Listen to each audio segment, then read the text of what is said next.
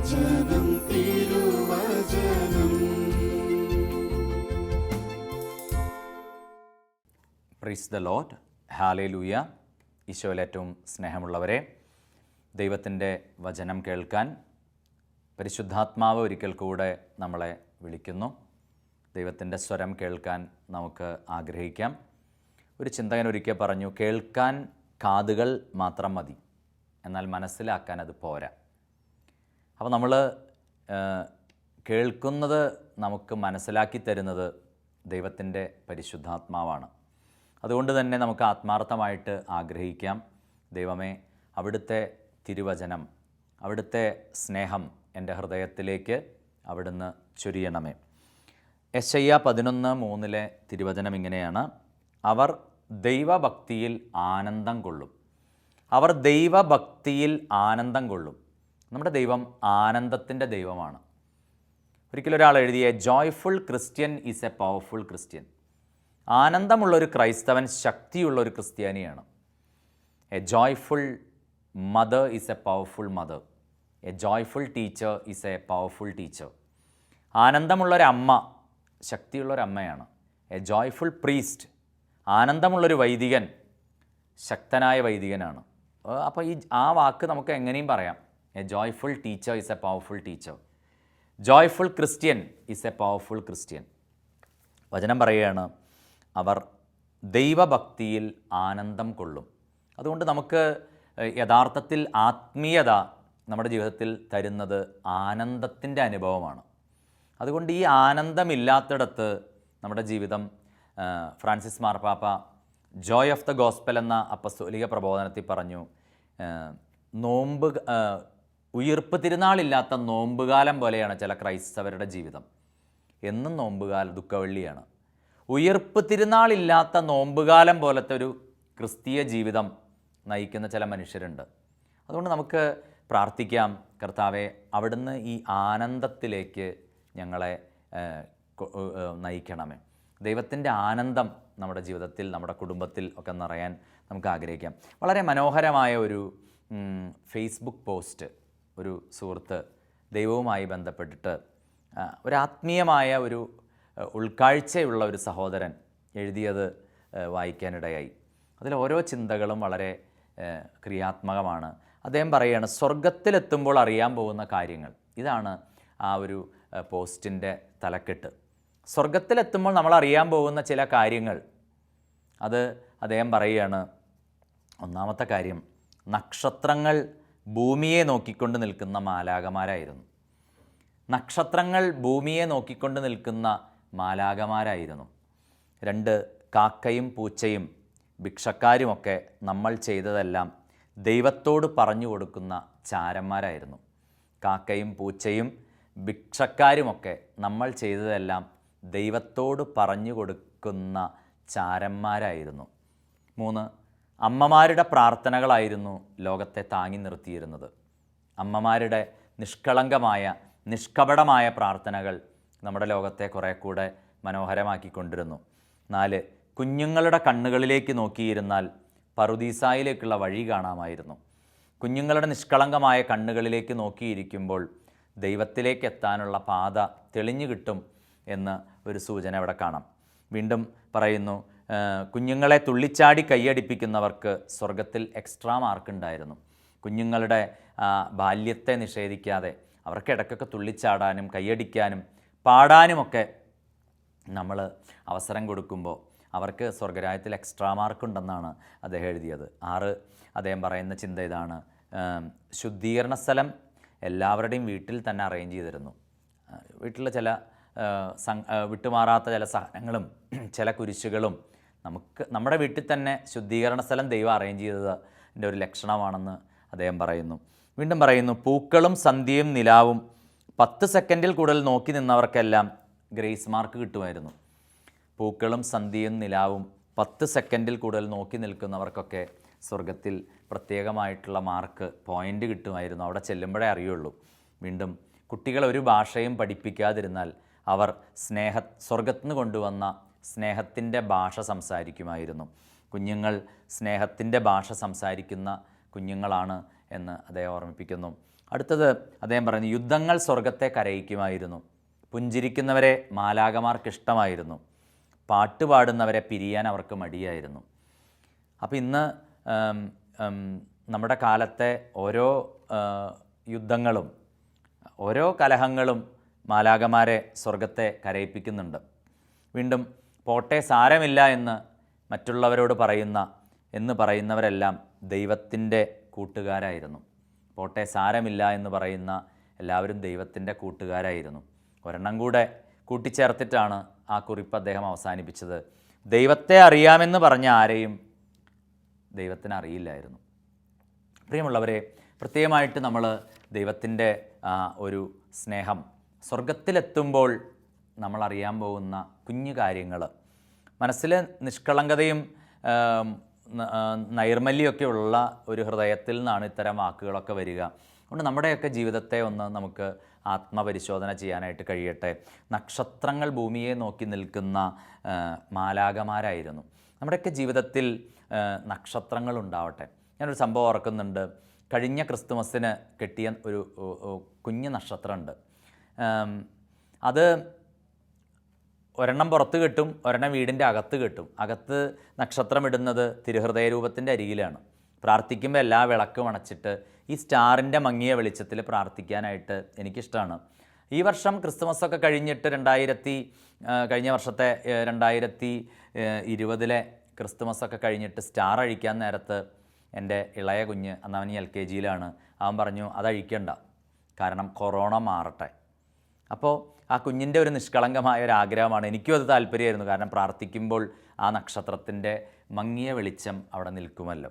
എന്തായാലും പിന്നീട് ഓരോ മാസങ്ങൾ ഇങ്ങനെ പിന്നിട്ടു, കൊറോണയാണെങ്കിൽ മാറിയില്ല.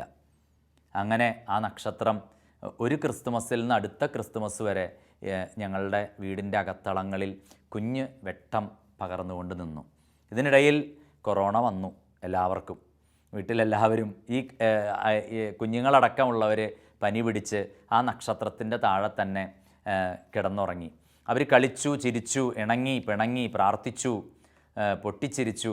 കൊറോണ വന്നപ്പോൾ രോഗത്തോടുകൂടി ആ നക്ഷത്രത്തിൻ്റെ അടിയിലും അല്ലെങ്കിൽ അവരുടെ സോഫയിലൊക്കെ കിടന്നുറങ്ങി. എല്ലാറ്റിനും സാക്ഷിയായിട്ട് ആ നക്ഷത്രം അവിടെ ഉണ്ടായിരുന്നു. പ്രിയ സഹോദരങ്ങളെ, നമ്മുടെയൊക്കെ ജീവിതത്തിലെ ആത്മീയത എന്നൊക്കെ പറയുന്നത് വലിയ വലിയ കാര്യങ്ങളല്ല. അതുകൊണ്ടാണ് ഒരു മെത്രാൻ കുടുംബങ്ങളോട് സംസാരിക്കുമ്പോൾ പറഞ്ഞു, നിങ്ങളൊക്കെ എല്ലാ ദിവസവും ഒന്ന് പൊട്ടിച്ചിരിക്കണം. കാരണം നിങ്ങളുടെ പൊട്ടിച്ചിരി കേൾക്കാൻ ദൈവം നിങ്ങളുടെ ഭവനത്തിൽ രാവിലെ മുതൽ വൈകുന്നേരം വരെ കാതോർക്കുന്നുണ്ട്. ഇന്ന് നമ്മുടെയൊക്കെ ജീവിതത്തിൽ നമ്മൾ നേരത്തെ കേട്ട തിരുവെഴുത്ത് പോലെ അവരുടെ ഹൃദയങ്ങളെ ആനന്ദം കൊണ്ട് നിറയ്ക്കും തമ്പുരാൻ എന്ന് പറയുന്ന വചനം പോലെ ഇന്ന് നമ്മുടെ ജീവിതത്തിൽ നിന്ന് ആനന്ദം എവിടെയോ കൈമോശം വന്നിരിക്കുന്നു. അതുപോലെ നമുക്ക് ഓർക്കാം, നക്ഷത്രങ്ങൾ ഭൂമിയെ നോക്കി നിൽക്കുന്ന മാലാകമാർ, കാക്കയും പൂച്ചയും പിച്ചക്കാരുമൊക്കെ നമ്മൾ ചെയ്തതെല്ലാം ദൈവത്തോട് പറഞ്ഞു കൊടുക്കുന്ന ചാരന്മാരായിരുന്നു. പലപ്പോഴും നമ്മുടെയൊക്കെ ജീവിതത്തിൽ പലതും മറച്ചു വയ്ക്കാനും ഒളിച്ചു വയ്ക്കാനുമൊക്കെയുള്ള വ്യഗ്രതയുള്ളവരാണ് നമ്മൾ. അതുകൊണ്ടാണ് ഗലാത്തിയ ലേഖനം 6:7 പറഞ്ഞു, നിങ്ങൾക്ക് വ്യാമോഹം വേണ്ട, ദൈവത്തെ ഒരുവനും ഒരിക്കലും കബളിപ്പിക്കാനാവില്ല. അപ്പോൾ നമുക്ക് ചുറ്റുമൊക്കെ ദൈവത്തിൻ്റെ ചില ചാരന്മാരുണ്ട്. നമ്മുടെ ജീവിതത്തിൽ ഇത്തരം ചാരന്മാർ നമ്മൾ വീഴാതെ താങ്ങുന്നുണ്ട്. എന്നെ പഠിപ്പിച്ച ഒരു അധ്യാപിക പഴയ കൂട്ടുകാരുടെ റീയൂണിയനിൽ പറഞ്ഞു, ഞാൻ നിങ്ങളെയൊക്കെ അടിക്കുമായിരുന്നു, ഞാൻ നിങ്ങളെയൊക്കെ തല്ലുമായിരുന്നു അന്ന് പഠിപ്പിക്കുമ്പോൾ, അതുകൊണ്ട് എനിക്ക് ഹൃദയമില്ല എന്നാണ് എല്ലാവരും പറയുക. പക്ഷേ ഈ അടുത്ത നാളുകളിൽ ഹൃദയ സംബന്ധമായൊരു അസുഖം വന്നപ്പോൾ ഞാൻ തെളിയിച്ചു, എനിക്ക് ഹൃദയമുണ്ട് കേട്ടോ, അന്ന് അടിച്ചത് നിങ്ങളുടെ നന്മയെ കരുതിയാണ്. തിരിച്ച അധ്യാപികയോട് മറുപടി പറയാനായിട്ട് എനിക്കൊരവസരം കിട്ടി വേദിയിൽ നിന്നിട്ട്.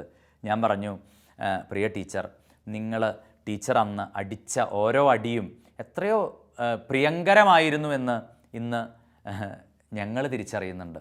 കാരണം എന്താണെന്നറിയോ, ഇന്നത്തെ ഒരു തലമുറയ്ക്ക് ഇത്തരത്തിലുള്ള ഗുരുത്വത്തെ നഷ്ടപ്പെടുന്നുണ്ട്. കുഞ്ഞുങ്ങളെ ഒന്ന് വഴക്ക് പറഞ്ഞാൽ, കുഞ്ഞുങ്ങളെ അവരുടെ തിരുത്തലിൻ്റെ ഭാഗമായിട്ടൊക്കെ ഒരു കുഞ്ഞടി കൊടുത്താൽ അതൊക്കെ വല്ലാതെ കേസും ബഹളവും ഒക്കെ ആകുന്ന ഒരു കാലത്താണ് നമ്മൾ ജീവിക്കുന്നത്.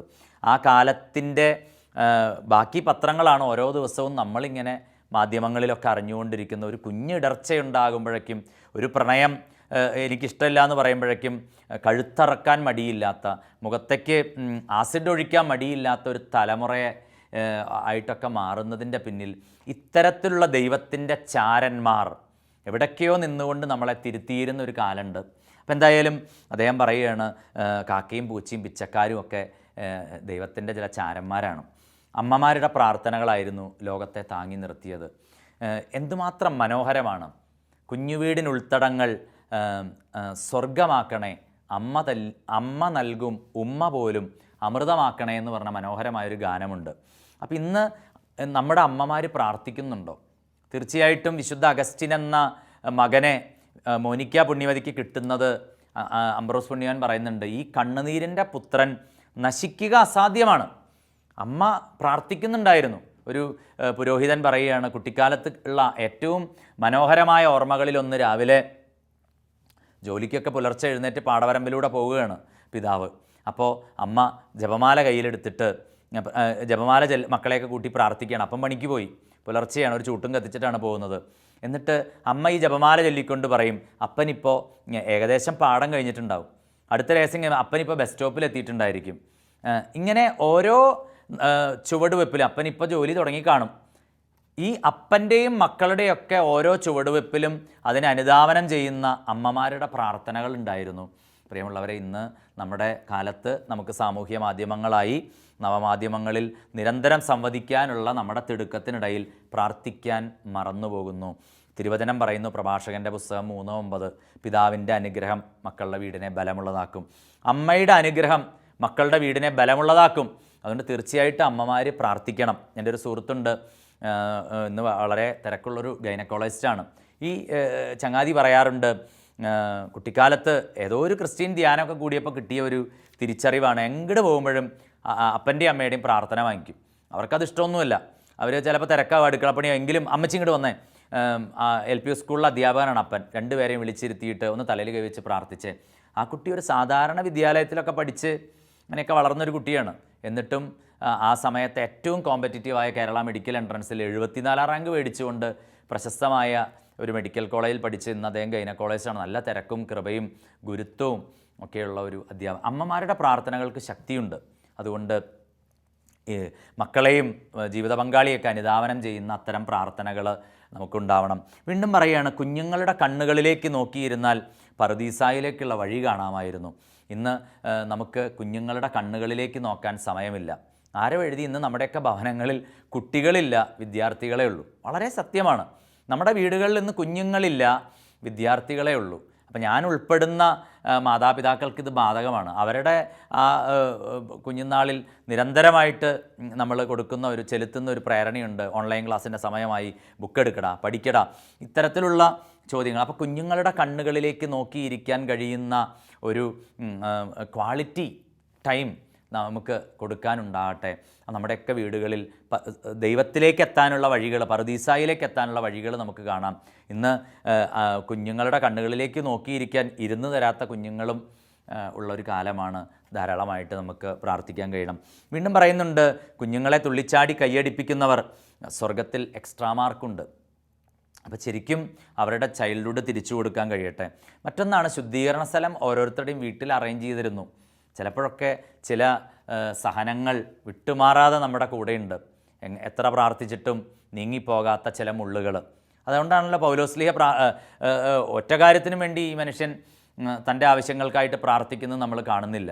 എന്നിട്ട് ആകപ്പാടെ ഒരു പ്രാർത്ഥനയാണ് പ്രാർത്ഥിച്ച, ഈ മുള്ളൊന്ന് നീക്കിക്കളയണമേ, ഇതെന്നെ അലട്ടിക്കൊണ്ടിരിക്കുന്നു. കർത്താവ് അത് മാറ്റിയില്ല. നിനക്ക് എൻ്റെ കൃപ മതി, നിനക്ക് എൻ്റെ കൃപ മതി. അപ്പോൾ ചില ശുദ്ധീകരണ അനുഭവങ്ങൾ നമ്മുടെ ജീവിതത്തിൻ്റെ ഭാഗമായിട്ട് കൂടെയുണ്ട്. തീർച്ചയായിട്ടും ദൈവം പറയുന്നുണ്ട്, കുഞ്ഞെ നീ തനിച്ചല്ല, എൻ്റെ കൃപ നിൻ്റെ കൂടെയുണ്ട്.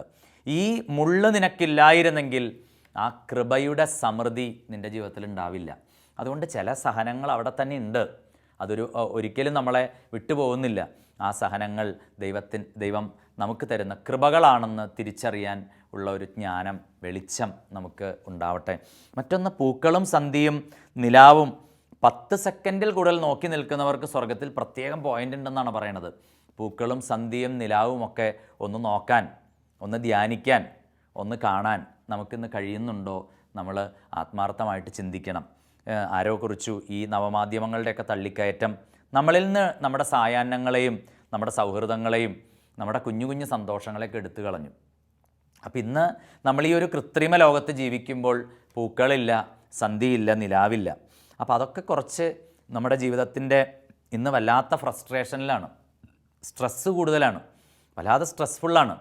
അപ്പോൾ ഇത്തരം അവസ്ഥകളിൽ ഈ പൂക്കളും സന്ധിയും നിലാവും ഒക്കെ നമുക്ക് തീർച്ചയായിട്ടും ഇടയ്ക്കൊക്കെ ഒന്ന് കാണാൻ കഴിയട്ടെ. ഇംഗ്ലീഷിലൊരു വാക്കുണ്ട്, we all need time to be alone. നമുക്ക് എല്ലാവർക്കും തനിച്ചിരിക്കത്തിരി സമയം വേണം, to think, to love, to wonder എന്ന് പറഞ്ഞിട്ടുണ്ട്. മറ്റൊന്നാണ്, കുട്ടികളെ ഒരു ഭാഷയും പഠിപ്പിക്കാതിരുന്നാൽ അവർ സ്വർഗത്തിൽ നിന്ന് കൊണ്ടുവന്ന സ്നേഹത്തിൻ്റെ ഭാഷ സംസാരിക്കുമായിരുന്നു. ഇന്ന് ഇത്തരത്തിലുള്ള സ്നേഹത്തിൻ്റെ ഭാഷ കൈമോശം വന്ന ഒരു കാലത്താണല്ലോ നമ്മൾ ജീവിക്കുന്നത്. അതുകൊണ്ട് തന്നെ നമ്മുടെ കുഞ്ഞുങ്ങളെ സ്നേഹത്തിൻ്റെ ഭാഷ സംസാരിക്കാൻ പഠിപ്പിക്കാനായിട്ട് നമുക്ക് കഴിയണം. അവർ സ്നേഹത്തിൻ്റെ ഭാഷ സംസാരിക്കണം എന്നുണ്ടെങ്കിൽ തീർച്ചയായിട്ടും അത്തരമൊരു ലാംഗ്വേജ് നമുക്ക് പഠിക്കാൻ കഴിയണം. അപ്പോൾ സ്നേഹത്തിൻ്റെ ഭാഷ നമ്മളെ പഠിപ്പിക്കുന്ന ഏറ്റവും നല്ല അധ്യാപകൻ ക്രിസ്തുവാണ്. ക്രിസ്തു സ്നേഹത്തിൻ്റെ ഭാഷ മാത്രമേ സംസാരിച്ചുള്ളൂ. അതുകൊണ്ടായിരിക്കണം ആ യോഹന്നാൻ സുവിശേഷത്തിൽ 8-ാമത്തെ അധ്യായത്തിൽ അങ്ങനെ വ്യഭിചാരത്തിൽ പിടിക്കപ്പെട്ട സ്ത്രീയാണ്. അവിടെ അവന് വാക്കുകൊണ്ട് കടുപ്പിക്കാമായിരുന്നിടത്ത് ഈശോ പറഞ്ഞു, ആരും നിന്നെ വിധിച്ചില്ലേ മകളെ? ഇല്ല, ഞാനും നിന്നെ വിധിക്കുന്നില്ല. സ്നേഹത്തിൻ്റെ ഭാഷ സംസാരിച്ച ഗുരുവായിരുന്നു നമ്മുടെ ഈശോ. വീണ്ടും യുദ്ധങ്ങൾ സ്വർഗത്തെ കരയിക്കുമായിരുന്നു. നമ്മളിങ്ങനെ ആവേശം കൊള്ളുകയാണ്, എന്തുകൊണ്ട് ഇനിയും ക്ഷമിച്ചുകൂടാ, ക്ഷമിച്ചിരിക്കണം, പെട്ടെന്ന് പോയി അങ്ങ് ആക്രമിക്കുക. പലപ്പോഴും നമ്മുടെ സ്നേഹം ഒരിക്കൽ ജോൺ പോൾ രണ്ടാമൻ മാർപ്പാപ്പ പറഞ്ഞു, this world is my parish. ഈ ലോകം എനിക്ക് എൻ്റെ ഇടവകയാണ്. അങ്ങനെയാണെങ്കിൽ ലോകത്തിൻ്റെ ഏത് കോണിൽ എവിടെയെങ്കിലും ഒരു യുദ്ധം അരങ്ങേറുമ്പോൾ, എവിടെയെങ്കിലും ഒരു ബോംബ് സ്ഫോടനം ഉണ്ടാകുമ്പോൾ, ഒരു സങ്കടകരമായ അനുഭവം ഉണ്ടാകുമ്പോൾ ഈ മാർപ്പാപ്പയുടെ, ഈ വിശുദ്ധനായ മാർപ്പാപ്പയുടെ ഹൃദയം വേദനിച്ചിരുന്നു. നമുക്കും ഇതൊക്കെ കാണുമ്പോൾ ഒരു സങ്കടമൊക്കെ തോന്നേണ്ടതാണ്. ഇന്നൊന്നും ആർക്കും തോന്നുന്നില്ല എന്നുള്ളതാണ് ഒരു വിഷമം. എന്നിട്ട് പറയാണ്, പുഞ്ചിരിക്കുന്നവരെ മാലാഖമാർക്ക് ഇഷ്ടമായിരുന്നു. നമ്മുടെ കാലത്ത് മനുഷ്യൻ്റെ മുഖത്തുനിന്ന് മാഞ്ഞ ഒന്നിൻ്റെ പേരാണ് പുഞ്ചിരി. മദർ തെരേസയാണെന്ന് തോന്നുന്നു പറഞ്ഞിട്ടുണ്ട്, smile is the short distance between two people. രണ്ട് പേർക്കിടയിലുള്ള ഏറ്റവും കുറഞ്ഞ ദൂരമെന്ന് പറയുന്നത് ഒരു പുഞ്ചിരിയുടെ ദൂരമാണ്. അതുകൊണ്ടൊക്കെയാണ് പണ്ടൊക്കെ യാത്ര ചെയ്യുമ്പോൾ ട്രെയിനിലൊക്കെ മുഖാമുഖം നോക്കിയിരിക്കുന്നവർ അങ്ങോട്ടും ഇങ്ങോട്ടും നോക്കി ചിരിക്കുന്നു, പതിയെ പരിചയപ്പെടുന്നു. ഒരാൾ വടകരയിൽ നിന്നാണെങ്കിൽ മറ്റാൾ ചിലപ്പോൾ തൃശ്ശൂരിൽ നിന്നായിരിക്കും. അവരെങ്ങോട്ടാണ് യാത്ര ചെയ്യുന്നത്. ആ ഒരു യാത്രക്കിടയിൽ പോലും മനുഷ്യർക്കിടയിൽ രൂപപ്പെട്ടിരുന്നൊരു സൗഹൃദം നമ്മുടെ കാലത്തൊക്കെ ഇല്ലാണ്ടായിട്ടുണ്ട്. ഇനി അതുപോലെ പറയാണ്, പാടുന്നവരെ മാലാഖമാർക്ക് വളരെ ഇഷ്ടമായിരുന്നു. പിരിയാൻ അവർക്ക് മടിയായിരുന്നു. ഇടയ്ക്കൊക്കെ ഒന്ന് പാടാൻ നമുക്ക് കഴിയട്ടെ. ചെറിയ ആനന്ദഗാനങ്ങളും അല്ലെങ്കിൽ ചെറിയ ഗാനങ്ങളൊക്കെ നമ്മുടെ ഉള്ളിൽ നിന്ന് വരട്ടെ. വീണ്ടും 10-ാമത്തെ ഒരു ചിന്ത അദ്ദേഹം എഴുതി, പോട്ടെ സാരമില്ല എന്ന് പറയുന്നവർ ദൈവത്തിൻ്റെ കൂട്ടുകാരായിരുന്നു. ഇന്ന് ഇത്തരം മനുഷ്യരുടെ ഒരു അഭാവം നമുക്കുണ്ട്. വലിയ കാര്യങ്ങളൊന്നുമില്ല, ഒന്ന് സംസാരിക്കാൻ. ഒരു പെൺകുട്ടി പറഞ്ഞ ഒരു വാക്കുണ്ട്, എൻ്റെ അമ്മ എന്നെ മോളെ എന്നൊന്ന് വിളിച്ചിരുന്നെങ്കിൽ ഞാൻ ഇങ്ങനെ ഒരു ഗതിയിലെത്തില്ലായിരുന്നു. അപ്പോൾ ഈ പെൺകുട്ടി ഇന്ന് വളരെ സങ്കടകരമായൊരു പ്രണയത്തിലൊക്കെ പെട്ട് ആകെ പ്രശ്നത്തിലൂടെ പോകുമ്പോഴാണ് പറയുന്നത്, എൻ്റെ അമ്മ എന്നെ മോളേന്ന് ഒന്ന് വിളിക്കാൻ ഒരല്പം സമയമെടുത്തിരുന്നെങ്കിൽ ഞാനിങ്ങനെ ആവില്ലായിരുന്നു. പ്രിയമുള്ളവരെ, പോട്ടെ സാരമില്ല എന്ന് പറയാൻ നമുക്ക് കഴിയുമോ? തീർച്ചയായിട്ടും അങ്ങനെ പറയുമ്പോൾ നമ്മൾ ദൈവത്തിൻ്റെ കൂട്ടുകാരാണ്. മത്തായിയുടെ സുവിശേഷം 6-ാമത്തെ അധ്യായം 26-27 തിരുവചനങ്ങൾ. അവിടെ ഈശോ പറയുന്നു, ആകാശത്തിലെ പക്ഷികളെ നോക്കുവിൻ, അവ വിതയ്ക്കുന്നില്ല, കൊയ്യുന്നില്ല, കളപ്പുരകളിൽ ശേഖരിക്കുന്നില്ല, എങ്കിലും നിങ്ങളുടെ സ്വർഗസ്ഥനായ പിതാവ് അവയെ തീറ്റിപ്പോറ്റുന്നു. അവയേക്കാൾ എത്രയോ വിലപ്പെട്ടവരാണ് നിങ്ങൾ. നോക്കി, ഈശോ ആകാശത്തിലെ പറവകളെ നോക്കിയിരുന്നു, വയലിലെ ലില്ലികളെ നോക്കിയിരുന്നു. അവ ഈശോയ്ക്ക് ഉപമയായിരുന്നു. അപ്പോൾ ദൈവം ഈ പ്രപഞ്ചത്തിൽ തൻ്റെ ഉപമ തീർത്തിട്ടുണ്ട്. അപ്പോൾ അതുകൊണ്ട് തന്നെ നമുക്ക് നമ്മുടെ ജീവിതത്തിൻ്റെ ഈ സ്ട്രെസ്ഫുള്ളായിട്ടുള്ള, വളരെ ആങ്ഷ്യസ് ആയിട്ടുള്ള ഒരു ജീവിതയാത്രയിൽ ഇടയ്ക്ക് ആകാശത്തിലെ പറവകളെ, വയലിലെ ലില്ലികളെ, അതുപോലെ നമ്മുടെ കുഞ്ഞുങ്ങളെ, നമുക്ക് ചുറ്റുമുള്ള നിലാവിനെ, പൂക്കളെ, സന്ധ്യയെ ഒക്കെ നോക്കാനായിട്ട് കഴിഞ്ഞാൽ തീർച്ചയായും നമ്മുടെ മനസ്സിലേക്ക് നിറയുന്നത് തമ്പുരാൻ്റെ സ്നേഹം തന്നെയാണ്. ഒടുവിൽ ദൈവത്തെ അറിയാമെന്ന് അഹങ്കരിച്ചിരുന്ന പലരെയും ദൈവത്തിന് അറിയില്ലായിരുന്നു. ഇന്ന് പലപ്പോഴും നമ്മുടെയൊക്കെ ആത്മീയത ഒരു ഈഗോ ആണ്. കാരണം എനിക്ക് നന്നായിട്ടൊക്കെ അറിയാം, വളരെ നന്നായിട്ടൊക്കെ പ്രാർത്ഥിക്കുന്നുണ്ട്. ഒരിക്കലൊരു സ്ഥലത്ത് ചെല്ലുമ്പോൾ ഒരു സെമിനാറൊക്കെ കഴിഞ്ഞ് പുറത്തിറങ്ങുമ്പോൾ ഒരു സഹോദരി അങ്ങനെ അവരുടെ പ്രശ്നങ്ങളുടെയൊക്കെ കാരണങ്ങൾ അവരിങ്ങനെ ചൂണ്ടിക്കാണിക്കുകയാണ്. ആ നിൽക്കുന്ന ആളെ കണ്ടോ, ആ വണ്ടിയിൽ അതിൻ്റെ കെട്ടിയവനാണ്, ഇയാളൊരു ഭയങ്കര പ്രശ്നമാണ്. വീട്ടിൽ അതിനേക്കാളും വലിയ പ്രശ്നമുണ്ട്, മകനാണ്. എപ്പോഴാണോ നമ്മൾ എൻ്റെ പ്രശ്നങ്ങളുടെയൊക്കെ കാരണം മറ്റുള്ളവരാണെന്ന് കരുതുന്നത്, അത് വല്ലാത്തൊരു അപകടമാണ്. അതുകൊണ്ടാണ് ടോൾസ്റ്റോയി ആണെന്ന് തോന്നുന്നു, ലിയോ ടോൾസ്റ്റോയി പറഞ്ഞ everybody thinks of changing humanity but nobody thinks of changing by himself. Joshua 3:5 പറഞ്ഞു, ഇന്ന് നീ നിന്നെ തന്നെ വിശുദ്ധീകരിക്കുക, നാളെ നിൻ്റെ ജീവിതത്തിൽ അത്ഭുതങ്ങൾ കാണാം. ഞാൻ എന്നെ വിശുദ്ധീകരിക്കുമ്പോഴാണ് അത്ഭുതങ്ങൾ സംഭവിക്കുന്നത്, അല്ലാതെ മറ്റുള്ളവർ വിശുദ്ധീകരിക്കപ്പെടണം എന്ന് ശാഠ്യം പിടിക്കുമ്പോഴൊന്നുമല്ല. അതുകൊണ്ട് തന്നെ ദൈവത്തെ അറിയാമെന്ന ഒരു സ്പിരിച്വൽ ഈഗോ നമ്മുടെ ഉള്ളിൽ വളർന്നുകൂടാ. കർത്താവെ എനിക്കറിയില്ല. അതുകൊണ്ടാണ് ഒരു വിശുദ്ധൻ പറഞ്ഞത്, ദൈവമല്ലാത്തതൊക്കെ ദൈവത്തെ പ്രതി ഉപേക്ഷിക്കുന്നവന് ദൈവത്തെ കിട്ടും. ഒരു ഒഴിഞ്ഞ പാത്രം പോലെ ദൈവത്തിൻ്റെ മുമ്പിൽ നിൽക്കാൻ നമുക്ക് കഴിഞ്ഞാൽ എത്ര മനോഹരമായിരിക്കും. തീർച്ചയായിട്ടും നമുക്ക് ചുറ്റും ദൈവം ഒരുപാട് ഉപമകളിലൂടെ നമ്മളെ തൻ്റെ സ്നേഹത്തിലേക്ക് അടുപ്പിക്കുന്നുണ്ട്. അതുകൊണ്ട് ഇന്ന് നമ്മൾ കേട്ട ഈ ഒരു ചിന്തകൾ കുറേ കൂടെ സ്നേഹത്തിൽ ആഴപ്പെടാൻ, കുറേ കൂടെ ഈ പ്രപഞ്ചത്തിൽ ദൈവത്തിൻ്റെ സാന്നിധ്യം തൊട്ടറിയാൻ, നമ്മുടെ വീട്ടിൽ, നമ്മുടെ കുഞ്ഞുങ്ങളിൽ, നമ്മുടെ സഹനങ്ങളിൽ ദൈവത്തെ സ്നേഹിക്കാനുള്ള ഒരു കൃപയാക്കി മാറ്റണമേ എന്ന് പ്രാർത്ഥിക്കാം. ഒരു നിമിഷം നമ്മുടെ കണ്ണുകൾ അടച്ചിട്ട് ദൈവം ആകാശത്തിലെ പറവകളെ നോക്കാൻ, വയലിലെ ലില്ലിപ്പൂക്കളെ ശ്രദ്ധിക്കാൻ പറഞ്ഞതുപോലെ നമുക്ക് ചുറ്റും അകലെയല്ല. അതുകൊണ്ടാണ് ആ പുരോഹിതൻ, ആ മെത്രാൻ ഒരു കുടുംബത്തെ നോക്കിയിട്ട് പറഞ്ഞ്, നിങ്ങളുടെ പൊട്ടിച്ചിരികൾക്ക് വേണ്ടി പ്രഭാതം മുതൽ പ്രദോഷം വരെ കാതോർത്തിരിക്കുന്ന ഒരു ദൈവമുണ്ട്. അതുകൊണ്ട് ആത്മീയത എന്ന് പറയുന്നത് ആനന്ദത്തിലേക്കുള്ളൊരു ക്ഷണമാണ് എന്ന് നമുക്ക് മറക്കാതിരിക്കാം. അതുകൊണ്ട് നമ്മുടെ ഭവനങ്ങളിൽ പൊട്ടിച്ചിരികൾ ഉണ്ടാവട്ടെ, നമ്മുടെ ഭവനങ്ങളിൽ നന്മയുടെ ഗാനങ്ങൾ ഉണ്ടാവട്ടെ, സ്നേഹമുണ്ടാവട്ടെ, കുഞ്ഞുങ്ങൾ തുള്ളിച്ചാടട്ടെ, പ്രാർത്ഥന ഉയരട്ടെ. ഈശോയെ, ഞങ്ങളുടെ കുടുംബങ്ങളെ, ഞങ്ങളുടെ ജീവിതങ്ങളെ ഇന്ന് വല്ലാതെ വന്ധ്യമായ വിഷാദാത്മകത പിടിമുറുക്കുന്നൊരു കാലത്ത് ദിവ്യസ്നേഹം കൊണ്ട് നിറയ്ക്കണമേ. അങ്ങ് ഞങ്ങളെ കരുതുന്നതിനും കാക്കുന്നതിനും നന്ദി പറയുന്നു. ഈശോയെ, അവിടുത്തെ അനന്തമായ സ്നേഹത്തിന് നന്ദി പറഞ്ഞുകൊണ്ട് ഈശോ മിശിഹായുടെ സകല വാഗ്ദാനങ്ങൾക്കും ഞങ്ങൾ എന്നേക്കും യോഗ്യരാകുവാൻ സർവേശ്വരൻ്റെ പരിശുദ്ധ മാതാവേ ഞങ്ങൾക്ക് വേണ്ടി അപേക്ഷിക്കണമേ. ആമേൻ.